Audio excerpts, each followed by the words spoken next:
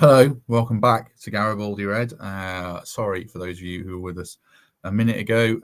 Don't know what happened. Bit of a car crash, technological issues. So yes, we are back, and I'll be with you for about 20 minutes to half an hour discussing the latest transfer news. I'll run you through it briefly, and we'll talk some possible lineups, some possible formations, get your take on that, and then we'll be back fully on Monday to have a full debrief on everything that happened. But as it stands, 7 p.m, 5 hours to go. Lots has already happened. Lots is going to happen. So do join me in the comments. Help me out, get your words in, and I'll put them on the screen while we wait for people to join us. Have you paid the ransom for Lee, Sarah? No, I think that was my fault. I don't know what happened there. So yeah, sorry about that. So headlines from today started off with Nuno Tavares joining on loan from Arsenal with a option to make it a permanent move. I think it will become permanent. I think it's based on conditions. That'll be a £12 million deal. And then the big news of the day, Brennan Johnson is Spurs bound. I think Forest have negotiated a pretty good deal. We know how hard Daniel Levy is to get cash out of. So Forest are getting, I think it's 40.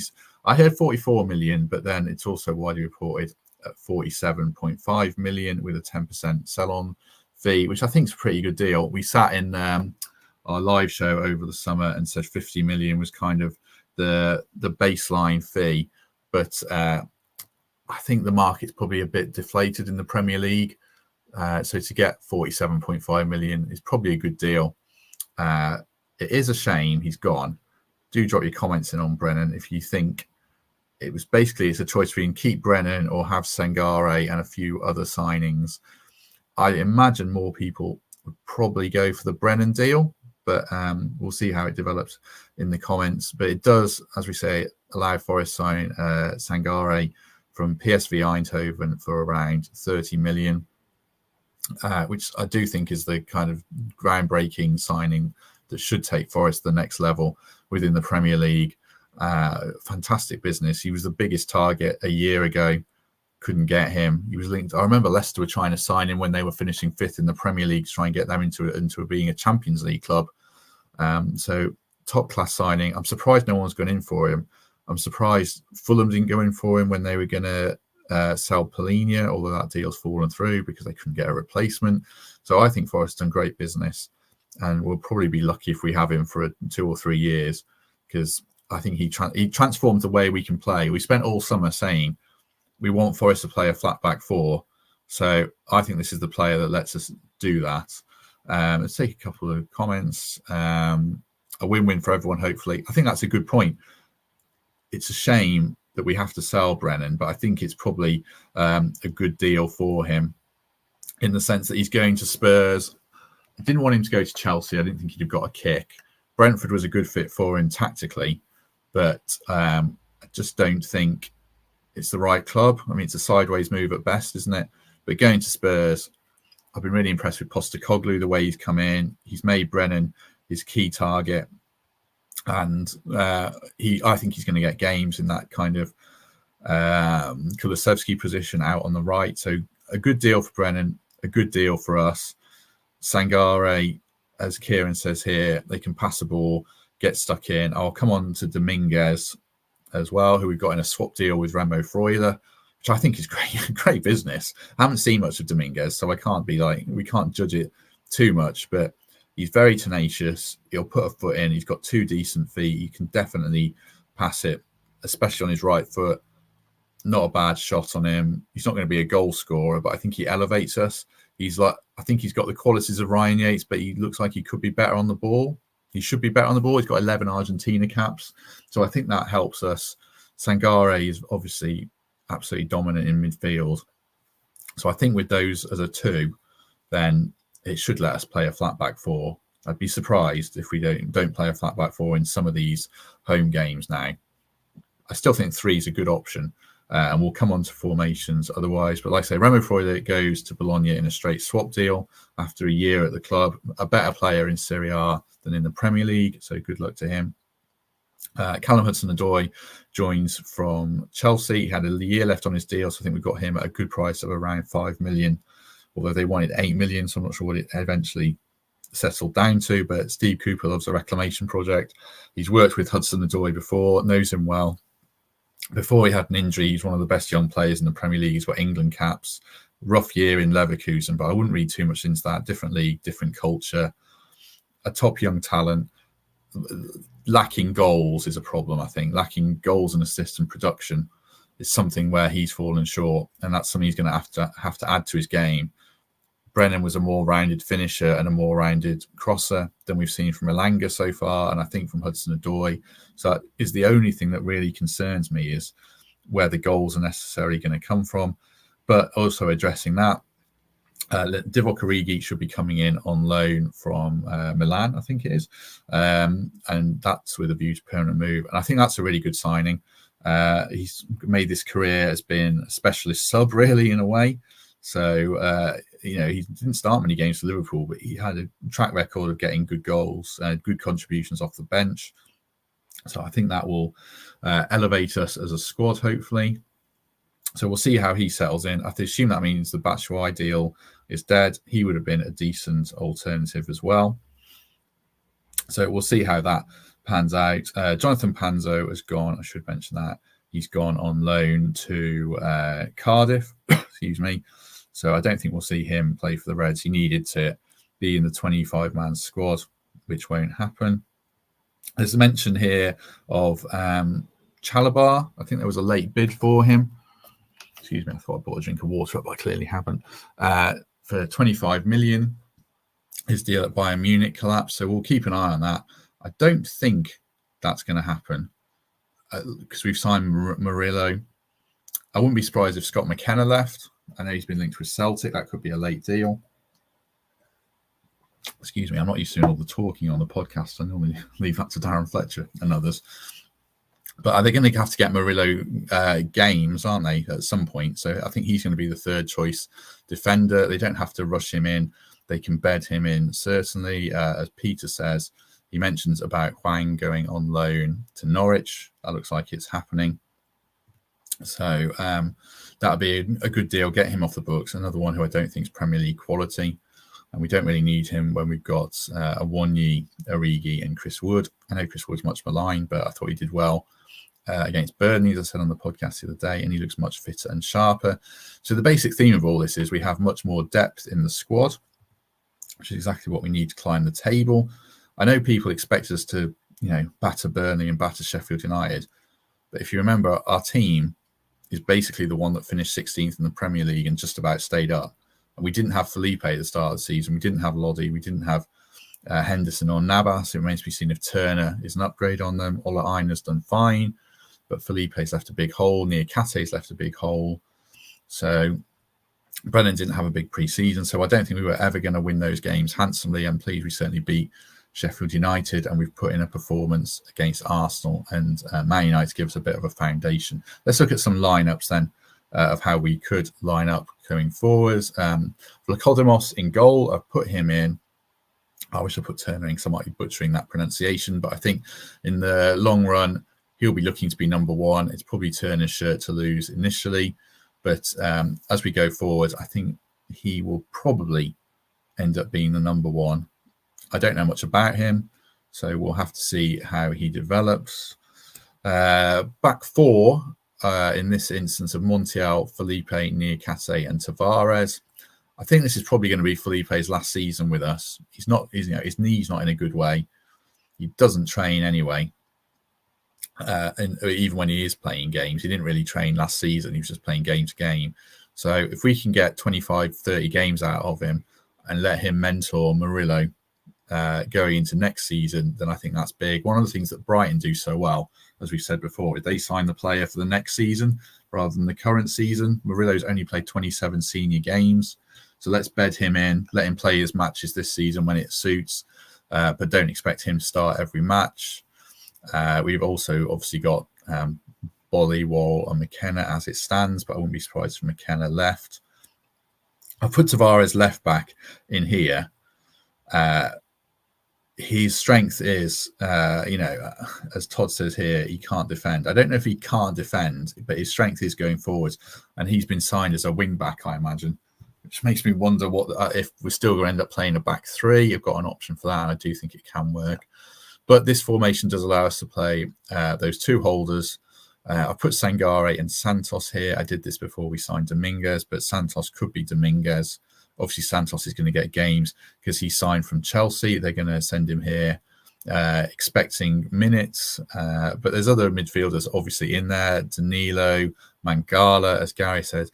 Don't write Ryan Yates off. You know who will raise his game again. I suspect he will, but this is certainly the biggest challenge for him to get regular minutes now since he broke in at Forest.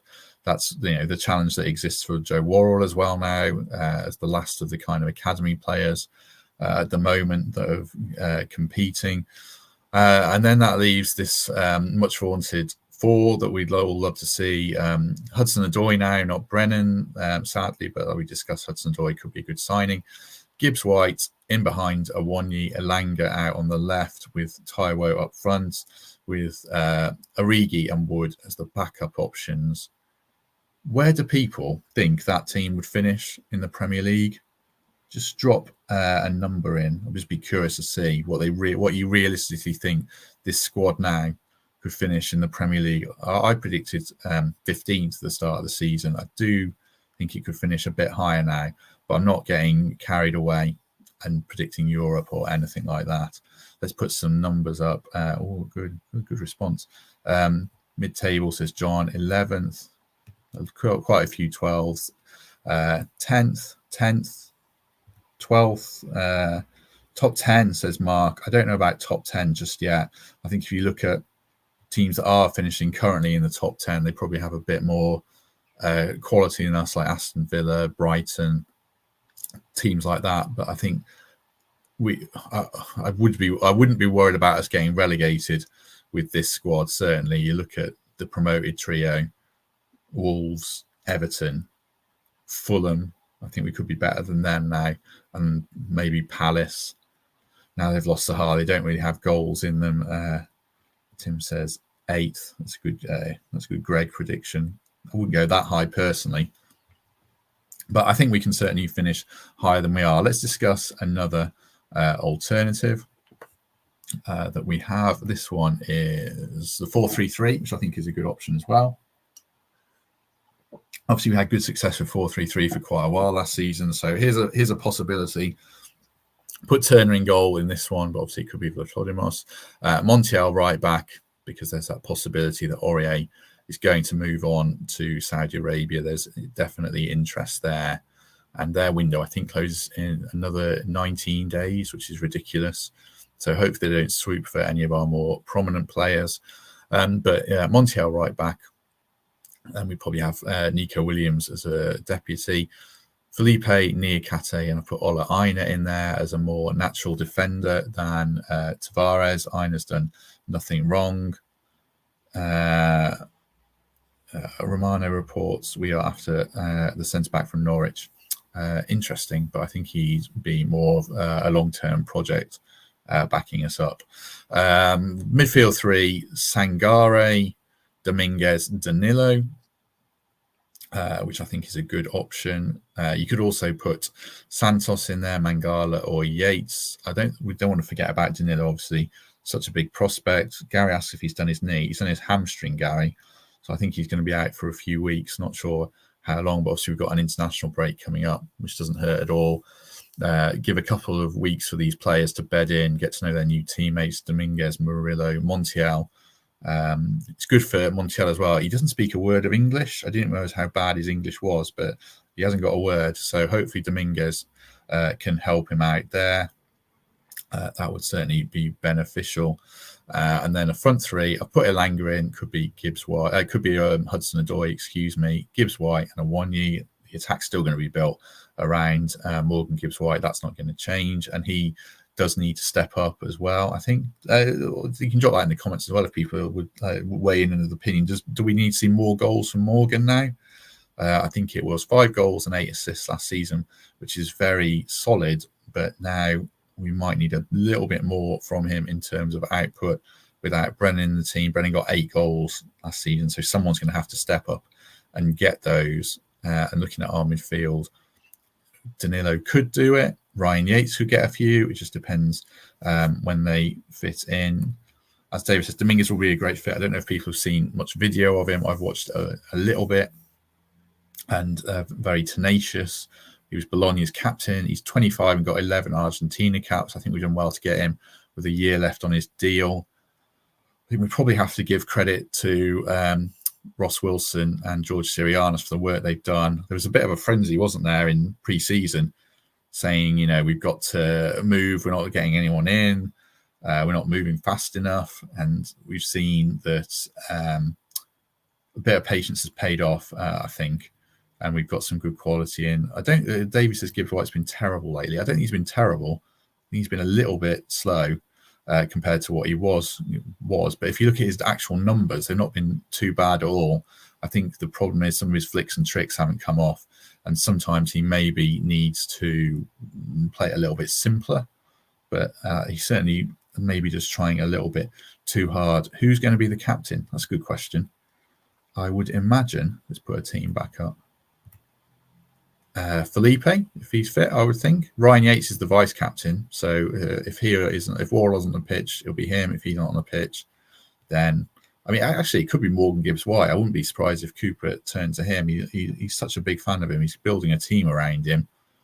Morgan was captain of the England under 21s, so he's certainly a possibility. Nicolas was captain of his team in the Bundesliga, Mainz, so it wouldn't surprise me at all if he was captain. So Felipe, Nicolas, or Gibbs White, I imagine, will get the armband in a lot of these seasons. Derek worries that Morgan will be captain.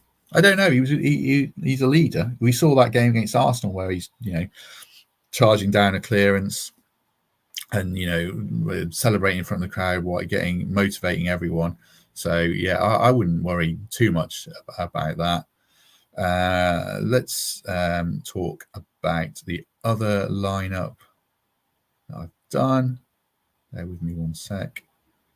So this is a 3-4-3, and I do think Steve Cooper still wants to play three at the back a lot of the time, certainly against the bigger, tougher teams, home and away.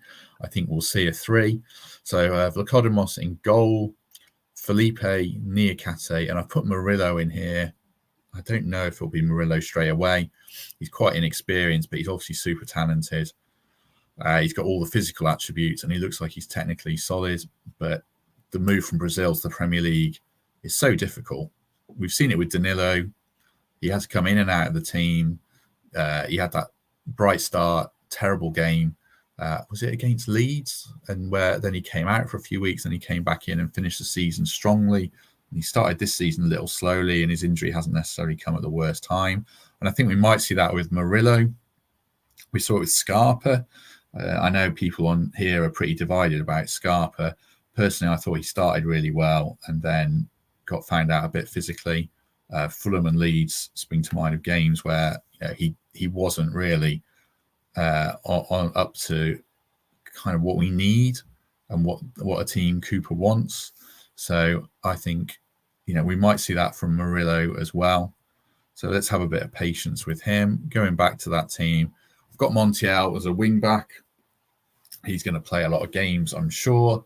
I put Sangare and Santos as holders, but it could be Dominguez, could be Mangala. I don't know about Danilo in a 2, but that was his position in Brazil. So we'll see. But Sangare is the integral one that lets you play that back 4 and lets you play all these other formations.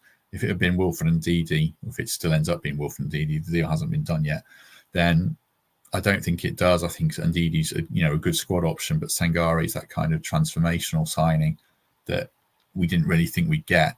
And it could be a game changer for us to play different football, perhaps more attacking football, and hopefully still get the wins that take us to the next level. So Tavares, left wing back. I'm sure if we're playing a back 3, then Tavares will have this position and he could flourish in it. He's very attacking. He scored 6 goals for Marseille, with 4 of those coming at the start of last season. He's a player who can get on runs. I know there's a lot of question marks against him defensively, stemming back to that FA Cup game where he was awful. But don't forget, he was pretty young then. He's only 23 now. I think he was 21 then. FA Cup games can be unpredictable. We were playing really well at that point, so I wouldn't judge him on that. I wouldn't necessarily judge him on his Arsenal form, but he does have questions to answer, and he's also got to prove he's got the good attitude that we need. But it kind of reminds me of Jed Spence with attitude question marks against him, and look how well he turned out for us, and he hasn't really turned out well for anyone else. And I think maybe there's a Steve Cooper factor in that in terms of his relationship with young players. We saw that with Brennan, and how he developed him when Chris Ewan didn't think he was even Championship ready, never Premier League ready. So, and then a front three, Hudson, Odoi, Gibbs-White and Awoniyi, with Elanga as the deputy in this sense, but it could easily be Hudson Odoi who drops down. And then we could also, there's even scenarios where we could play a 2 with Awoniyi and then Origi kind of as a wide striker. He played that for Liverpool as well. So hopefully that gets done as well. Simon says that team, Potter takes that team top 10. Well, Cooper could take that team top 10. I don't know. There's a lot of skepticism around Cooper, but he's taken us from bottom of the Championship to the Premier League and kept us in the Premier League with 30 new signings, the second worst injury record in the league. And we started this season pretty well. Yeah, we beat Sheffield United. We gave Arsenal and Man United good games, and I just think way too much has been made of this Burnley game, where it was our reserves against their reserves, and we didn't play very well at all. So I would just brush that under the carpet. We're going to play them in 2 weeks with probably a completely different 11. They're going to have a different 11. So I think, as John says, Cooper's earned the right to take us forwards. Let's see if he can do it. The patience is going to be needed to bed in these new players. I don't think we can expect Murillo to hit the ground running, or Andre Santos necessarily, but probably or Hudson Odoi. But I think Sangare and Dominguez can probably come in and make a difference straight away. Certainly Sangare. So if we keep Taiwo fit all the way along through the season, which is a big if, then I think we're set up for a really good run. Right. Any other players we should talk about before I depart? Let's have a quick look and make sure I'm not missing anyone. Is anyone disappointed Remo Freuler's gone? I'd be interested to know if anyone thought Remo Freuler deserved to be in the team this season, or is it the right move for him? And does anyone think Turner should be left out? I'd be interested to see what people think about that. Trevor mentions Bianconi, the lesser spotted Bianconi that everyone wants to see in the team. The guy's had a cruciate ligament injury. He barely played for us last season, and I don't see why he should be ahead of Aurier or Montiel or Worrell. I know people malign Worrell, but he finished last season well. I don't think he's been anywhere near as bad as some people in the comments here would say he's been. I think we saw on Tuesday, for those of us who were there, that Bolly's passing isn't necessarily on the level that you need for the way we're going to play. You need someone who can pop the ball into midfield, which I think Murillo can do, Felipe can do, Worrell can do. Nicolas can sort of do it, but I think he's more of an athlete who's going to get up and down and progress the ball into midfield that way. But I don't think Bolly can do it. Bolly's a good defender. He had a great game against Arsenal. But I think long term, I think Bolly might be one that drops by the way. So don't forget he's out of contract in the summer as well. So he'll probably move on. Scott says name the 25. I don't think I can name the 25 off my head. I think one of the keepers is going to miss out. Probably Hennessy. So we're going to need to find a move for him. But I think we can squeeze the rest in just about because of the age of them. Murillo's young enough. Danilo's young enough. Santos is young enough. They don't need to be registered. Hudson Odoi takes Brennan's place. So I think we're just about all right. We might have to lose a centre-half. Obviously, John Joe Shelby's a big problem that we cannot shift. How do I reckon Luton will do tonight? Well, I think they're going to be a bit like us, aren't they? That's an interesting question. I think they're going to be absolutely awful away from home and going to get battered a lot of times. But I think at home, then I think they'll be a bit better. People know I play a lot of FPL and everyone's targeting Luton.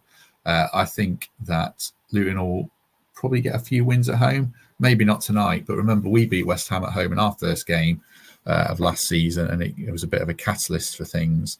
So I wouldn't count on that. Anyone know what the deal was with Spurs for Brennan? 47.5 million has been reported, James. I also heard 44 million about lunchtime, with taking that up to 50 million with add-ons, which I think is a good deal. I mean, do people think that's a good deal? Up to 50 million? Is he worth more than that? What kind of fee would people have been looking for that they'd have taken? Would you have wanted more or less? Feel free to drop a figure in that you think he's worth in the current market. I think like Anthony Gordon was 45 million plus add-ons. And I think Brennan's a better player. So, yeah, I mean, John says it's a great deal. I see sometimes fuming they paid 45. I mean, how many Spurs fans have seen Brennan Johnson play more than a couple of times? Yeah, they're getting one of the top young talents in the country. Only Saka and Martinelli scored more goals than Brennan last season. He scored his goals for us in a pretty, average Premier League team, to be honest. 8 goals in a team that was fighting relegation in your first season. So I think Brennan's going to be a big star, and Spurs are going to. They might not be convinced at the moment, but I think they will be in a couple of years if he gets the opportunities. I think he's going to be a better player than Kulusevski, and he's better than Richarlison. I look forward to how Brennan and Richarlison meet in training after Brennan absolutely leathered him in that game at the City ground. Brennan had the last laugh there because Richarlison was absolutely useless last season. Adam says, I'll never be as gutted as when Collymore left. I don't mind Brennan leaving. Yeah, I mean, Collymore was an elite player, wasn't he? But he wanted to go.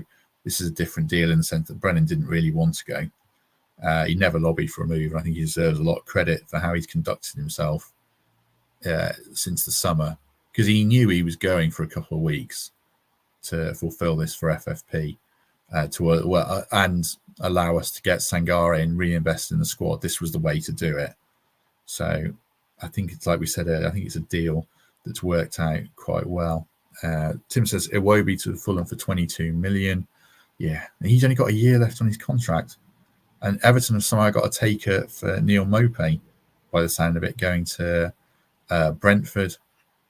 Chelsea want 50 million for Gallagher. Well, Chelsea need to recoup some money, don't they, really? Yeah, I think Gallagher's a decent player, but 50 million is quite a lot. Kieran says he'll be back one day. If he does come back, then I think he might have failed. So in a way, I hope, unless he's past 30 and he's had a great career, then I wouldn't necessarily want to see him back in the first couple of years if he hasn't done well. But if he does come back to us, then yeah, be great, because I think he's a top player. Ollie Burke, remember Ollie Burke? I thought when we sold him for 13 million, I thought, Fawaz just took the first offer. Literally, Leipzig picked up the phone and said, do you want 13 million? Each went, yeah. But actually, it was one of the good things Fawaz did, because Ollie Burke was a very raw player who wasn't really able to take on the information that, he needed to kick on. Let's have a couple more comments. We've been here for half an hour, and then we'll probably head off. We've had a stunning window, says Greg. I think that's true. I think the one negative or potential negative, I hope we're not kicking FFP problems down the road by stockpiling players, but that's a conversation for another day. The squad is so much stronger than it was that started the season. We're in a much better place. Obviously, the concern is we've lost Brennan's goals. Can we replace them? That's a challenge for the manager now. I think getting Sangare in makes us a better team and gives us a platform to play, the more effective football. The team's geared up to play counter-attacking football, isn't it? Explosive counter-attacking football, which can be good and can be great to watch, but our ball retention is absolutely horrendous at the start of the season, and that's what Sangare and Dominguez are going to address. I think they're going to elevate the midfield, and then it's up to probably Santos, Danilo, Yates, Mangala. Someone's put their hand up and get in there as well. But I think we're a better team now, and the bench is going to be so much better. than it was. I remember there were games last season when we bring Alex Myton on and stuff like that. And no offense to Alex, he's a good young player, but hopefully every game now, provided we don't get, touch wood, any injuries, then we should be able to compete in every match. I'm not saying we're going to push for Europe or even push for the top half, but like I said earlier, I'm hoping we don't have to worry about relegation like we did last season. I think it's a weaker league and we're a better team. So we'll see. I hate this phrase. I'll put this on the phrase. I'm not digging Dave out. I just hate this low block. It's become this catch-all phrase for terrible football. And it doesn't have to be. Loads of teams play defensive football. Brentford play defensive football, but they'll create 3 or 4 big chances a game, really big chances, and that's how they win matches. There's only really a handful of teams that don't play that way outside the big clubs. Like Villa will play it, Brighton will play it. Brighton are this shining light on the hill that we all aspire to be, but we don't think we can get there yet. So let's see. But we can play good counter-attacking football. We just need to be better. Brentford do play pretty defensive football, Simon, in my opinion. They just hit teams on the counter really well, and they're much better when they get the ball than we are. They can have like 40% possession, which is what we need to aspire to do. Yeah, I mean, Brentford do get decent possession stats, but we can't keep getting 20% possession stats. I don't think Brentford are a ball-playing team, John. I think they're an effective team. They've got good midfielders like Norgard and Jensen and players like that, and that's what I think we needed to be. Counter-attack is not low-block football. I agree with that, Simon. We have played low-block in some of these away games where we are pure defensive, but I think that's inevitable. Has my sound gone? Rob's saying my sound's gone. Apologies if it have. Right. Someone says I just had a chat with Greg Mitchell saying we're going to finish 5th. That's a very Greg thing to say. I'm not sure about that. Who of the new signings are eligible for tomorrow? Asked Mark. I don't know. Tavares, I'm pretty sure, would be available tomorrow, but probably none of the others. I wouldn't have thought. Murillo obviously is available, and I suspect he might be on the bench. Joe Worrell might be on the bench because he had his family tragedy with his uncle passing, which I'm sure everyone would wish Joe well. So he might be unavailable. We'll have to see.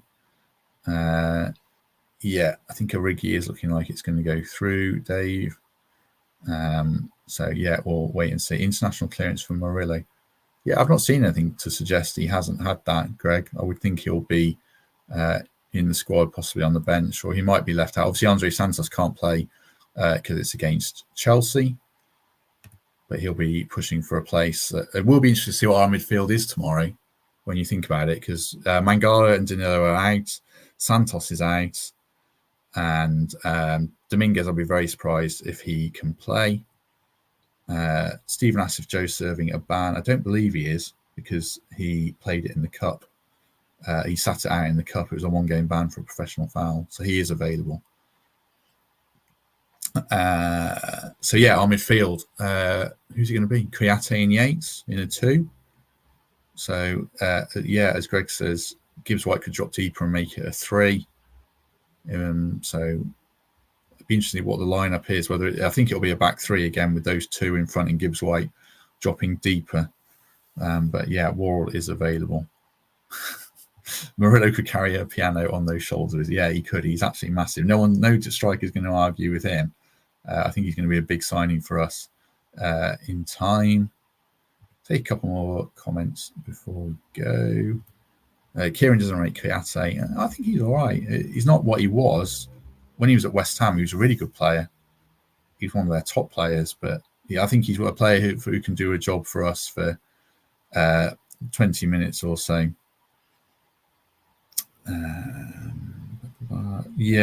Mark asked about Batshuayi. No, I don't think he will be if we're getting Origi. Kouyaté's legs have gone. Yeah, Kouyaté's legs have gone. That's fair. I don't think he can play 90 minutes anymore, but he can play 60 minutes or so, and then he probably has to come off. But he does have this deceptive range and a little turn of pace. So he could play 60 minutes, or as Simon says, 15 minutes off the bench to protect a lead. I think he's a good option. but I think we're going to see we've moved on now. And I wouldn't be. He's another one who could go to Saudi Arabia. That wouldn't surprise me at all. There was some interest in him earlier. Someone was asking for a recap of done deals. So today it's Tavares on loan from Arsenal with a view to a £12 million deal, which I think will be met by certain conditions in terms of playing 20 odd games or so. I wouldn't be surprised if he was here next season. And then Dominguez has signed in a straight swap deal with Freuler, who's gone to Bologna, returning to Serie A either way. Callum Hudson-Odoi has gone for 5 million, arrived, for around 5 to 8 million from Chelsea. He had a year left on his contract. So he comes in effectively a Brennan's replacement, although I think Elanga was partly Brennan's replacement as well. They're the done deals. As I'm talking now, I don't believe the Brennan deals happened to go to Spurs, but he's going to Spurs, which will allow us to sign Sangare, all being well. And also we'll get Divock Origi on loan from Milan, all being well. And Benfica's Odysseas Vlachodimos would be the final signing as a goalkeeper to compete with Matt Turner, which I think we needed. I think people would probably agree in the comments that Hennessy and Ethan Horvath weren't Premier League quality if we needed them to play more than 1 or 2 games. So that should cover the whole squad now. Jonathan Panzo has gone on loan, and as I mentioned, Remo Freuler has gone as well. Right, I think we'll leave it there. We're back on Monday with a full review of the Chelsea game, and we'll discuss the transfer window in more not detail, because I've been here for 35 minutes. Different opinions from Gary Birtles, Greg and Mikey, get their take on it. And obviously there's still 4 hours to go, so there could still be changes. Until it's done, you never know, but hopefully the ones you mentioned, especially Sangare, will get done, because he'll be a massive signing for us. Right, thanks very much, everyone. Good to have your company. We'll be back on Monday. Have a good weekend. Enjoy the Chelsea game. Let's see if we can get a result. I think it's going to be a tricky one, more tricky than United, but if we do lose, I'm certainly not going to be disheartened. I feel we're in a better place going forwards, starting with the Burnley game. I'm pushing on. Once we play Brentford at home, I think we'll start to see a different side and a more progressive side, hopefully, and longer term, a good season ahead. Thanks very much, everyone. See you soon.